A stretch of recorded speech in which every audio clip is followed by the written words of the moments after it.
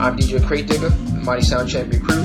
This is In the Lab on www.cratedigger.com. Gain staging is a series of steps that takes your signal from its source into the mixer, through the mixer out to whatever sound system you'll be using to amplify your source.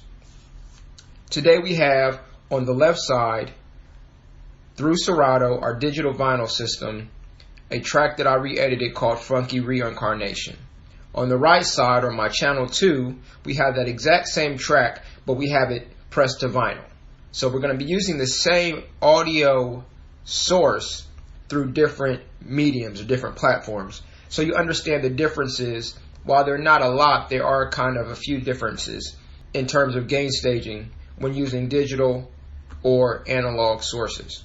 And everything that we do on the digital side is similar to what we would do if we were using CDJs instead of turntables. So let's start with our source.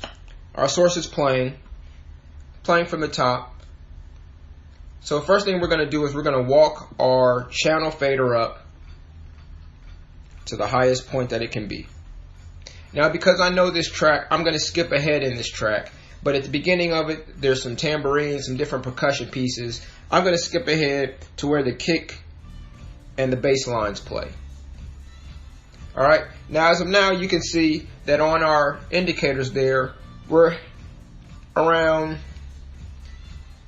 halfway, give or take. We have 4 strong green signals. Alright, so we're going to go from source to channel. Our next step is our gain or our trim. So we're going to turn our gain or trim up. And as we turn that gain or trim up, we're going to turn it up until we can get to the point of clipping, which is the red, and then we're going to back it off. So right now, we need to back it off about to 12. Now, no matter what people tell you, clipping is not a good thing. It's one thing to bounce into the red and come back out, but consistent indicators in the red means you're clipping. Clipping means you're distorting. That is no longer about volume, but it's about reduced quality of your signal. So you want to take your gain to the point where it clips and then dial it back a bit. The next phase in our gain staging is our EQ. Right now our EQ is running flat. But if we change those EQ settings, whether it's boosting certain frequencies or cutting certain frequencies, any combination therein will have some effect on what our signal is sounding like going out of the mixer. So right now with the bass cut, the mids cut, and the highs turned up, you see we drop back down into that green area. If we were to boost everything, you see we've jumped in and we're clipping. Not only are we clipping, but we're holding in that second red. So any EQ changes you make will affect your gain staging, whether it's reducing frequency levels or increasing frequency levels. And what those changes sound like are determined on what the source material is. The last stage of our gain staging when it comes to individual channels will be any effects processing that we put through that specific channel. So if we have our low pass, so we roll our low pass, it bumped us into the red a bit, but it dropped us back out.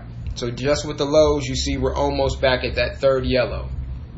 Walk it back up and let the high pass alone go. And as you can see, that high pass starts to bring things down, and if we fully engage that high pass filter, it drops us all the way out of the yellows back to the greens. So once again, from the source to the channel, channel to your gain, gain to the EQs, and then any effects that you have going through that individual channel.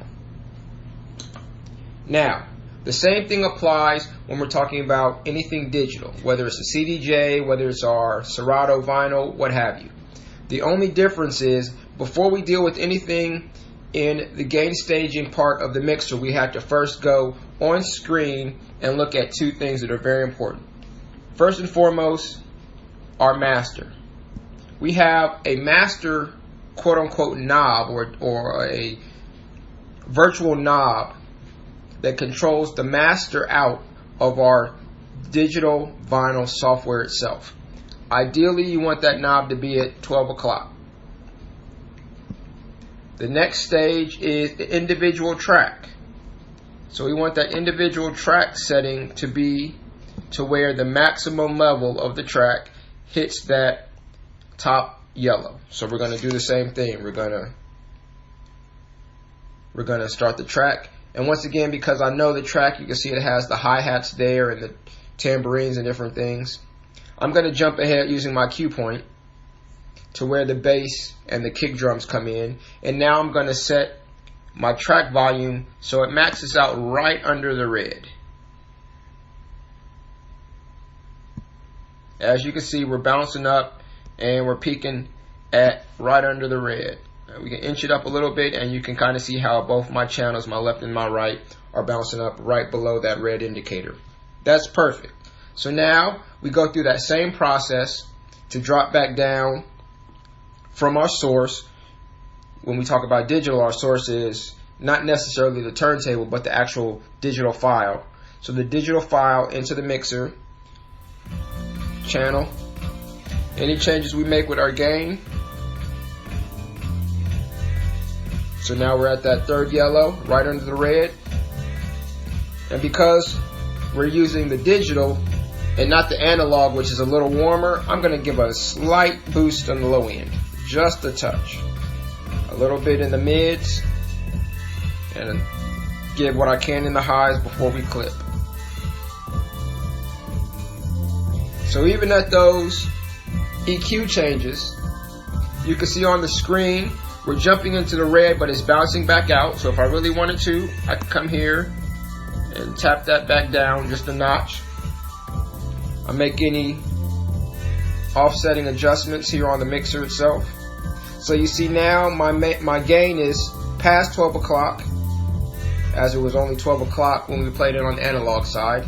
I have boosted all three frequencies at different levels through my EQ, and we're still not in the red, which leaves me some space to play with that high pass and low pass filter. And as you can see, once again, as we move through those different stages of the filter, it may jump us into the red and back out, depending on which frequencies, as we sweep, are getting boosted and filtered through.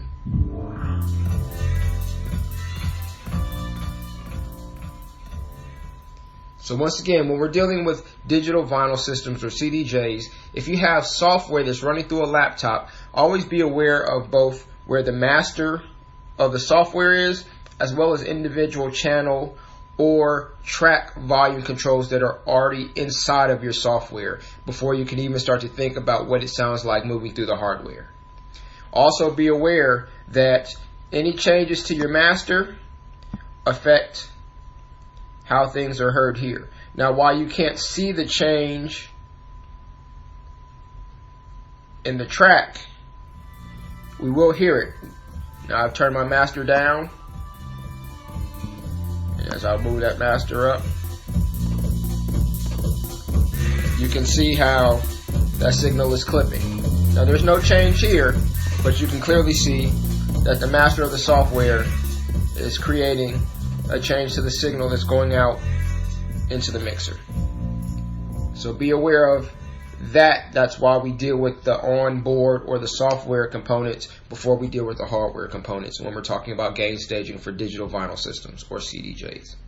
The last thing to keep in mind are if you have microphones or other effects that run through not the individual channels but any other modules or directly out of the mains, because those add to the signal that are coming out of the mixer into our different amplification sources.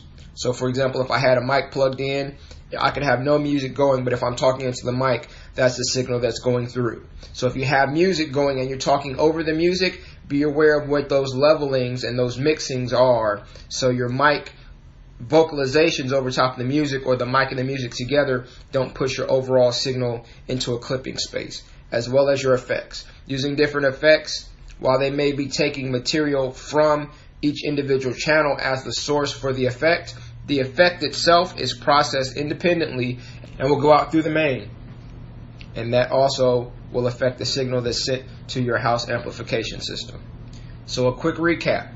When dealing with analog, from the source into the channel, channel to the gain, gain to any EQs, EQs to any filters or effects.